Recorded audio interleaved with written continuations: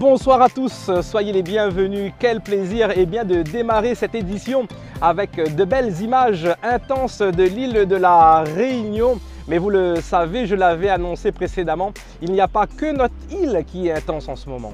Il y a aussi en ligne de mire les législatives 2022. Ce soir, nous allons donc rester sur cette troisième circonscription. Et notre invité sera Monsieur Patrice Tianakoun. Et puis nous allons voir un petit peu sa vision, sa façon de voir les choses en fonction des questions qui lui est posées. Et on peut annoncer d'ores et déjà dans les starting blocks sur cette circonscription pas moins de 13 candidats engagés. Donc du gros boulot pour ces candidats. Mais il ne faut pas oublier que pas mal de personnes aussi sont en ce moment, on va dire, un petit peu fatiguées, comme ils entendent dans le chemin, comme ils causent avec Zot. Et est-ce qu'ils vont se déplacer aux urnes? Là, c'est le challenge de chaque candidat et je pense même dans toutes les circonscriptions du département. Voilà, démarrer cette émission sur les chapeaux de roue et puis on part directement sur le tampon à la permanence de Monsieur Patrice Tianakoun. C'est parti dans Couleur politique dans le créole. Bonsoir Monsieur Patrice Tianakoun, vous êtes notre invité ce soir dans Couleur politique dans le créole. Bonsoir. Bonsoir, elle est bien contente de cause créole exote. Elle est super, justement. Donc on va prendre un petit peu la température et en vue des législatives 2022. Vous, en tant que candidat, qu'est-ce que vous proposez sur votre troisième circonscription qui va vous démarquer des autres candidats? m'y porte un projet de territoire, m'y porte un projet social et un projet d'avenir. Et m'y parle du présent, m'y parle du futur et mon ambition, c'est de mettre dans la loi toutes nos préoccupations du quotidien. Très bien, mais je dois quand même vous le dire, vous étiez proche de ce président Macron qui a mis en place une politique antisociale. Quoi veut dire par proche? Moi, là, j'ai jamais été proche du président Macron.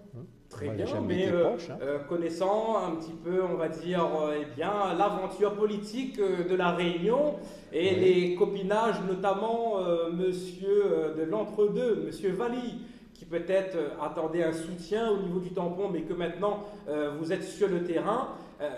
Qu'est-ce que vous pouvez nous dire aussi par rapport à cela? Monsieur Valli est lui-même représentant de la République En Marche qui est devenue Renaissance.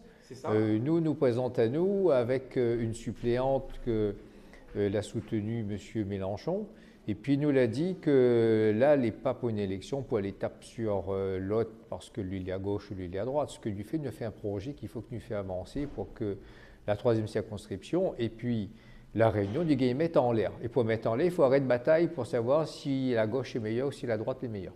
Justement, comment avancer, évoluer sur ce terrain avec cette atmosphère et tous les sujets importants, notamment, on va dire, l'insécurité, on a le secteur agricole, notamment, on a aussi l'inflation, le pouvoir d'achat. Comment allez-vous interagir justement pour les Réunionnais au niveau de l'Assemblée face à ce président?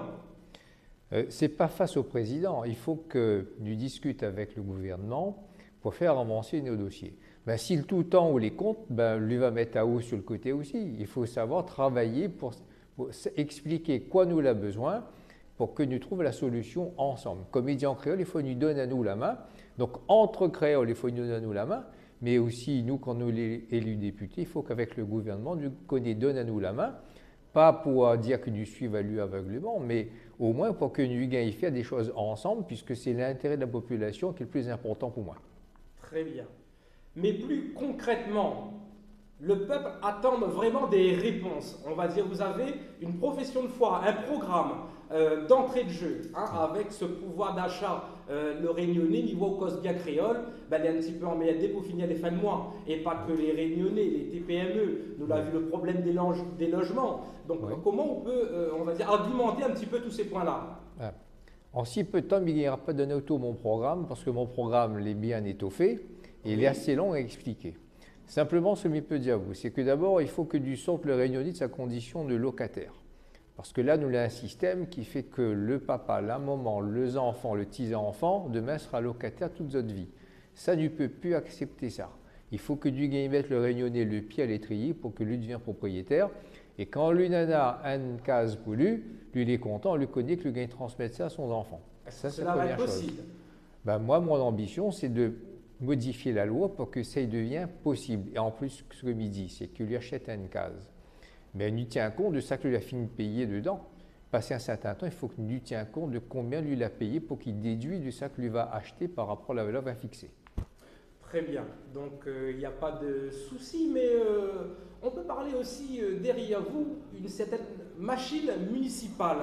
Est-ce que sur le terrain, ça va vraiment être quelque chose de fort pour vous, ou sinon c'est le travail que vous allez accomplir auprès de la population?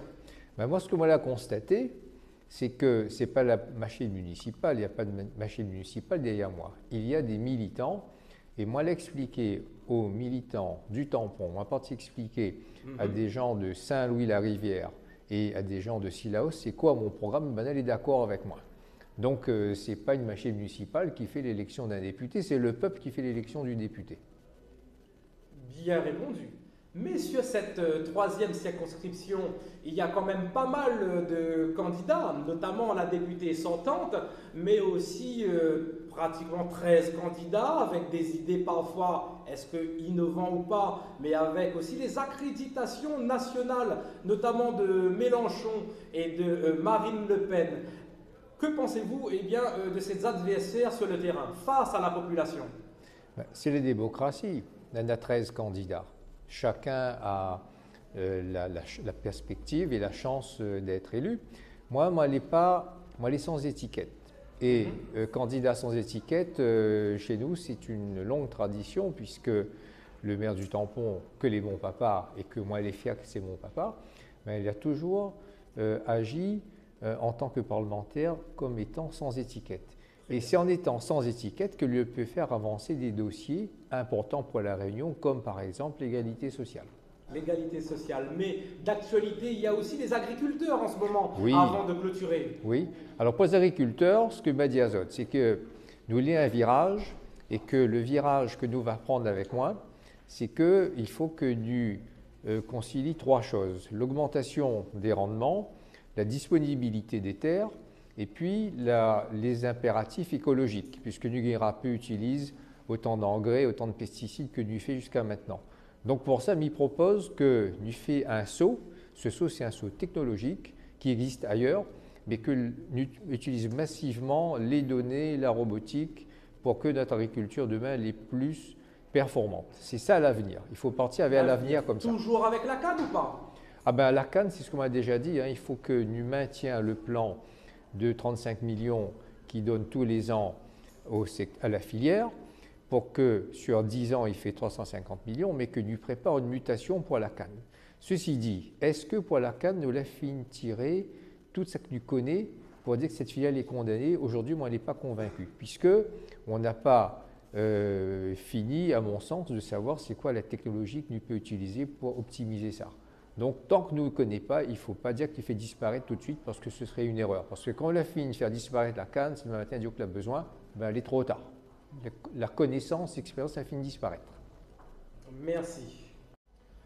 Voilà, donc on arrive bien au terme de notre rendez-vous, de notre entretien, et il vous reste 40 secondes pour inviter vos électeurs à venir voter pour vous et arriver aux urnes et couler ce fameux bulletin, Monsieur Tianakoun. Oui.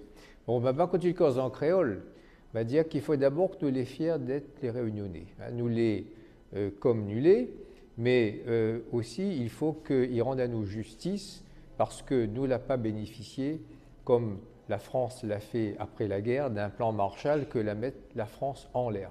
C'est ça mon ambition, c'est que mieux veut que nous mettions en place un plan qui permette à nous, d'ici 15 ans, que toutes les Réunionnais, dans un système économique très différent de ce qu'il est maintenant. C'est pour ça qu'il faut que vous vote pour moi les 12 et 19 juin prochains.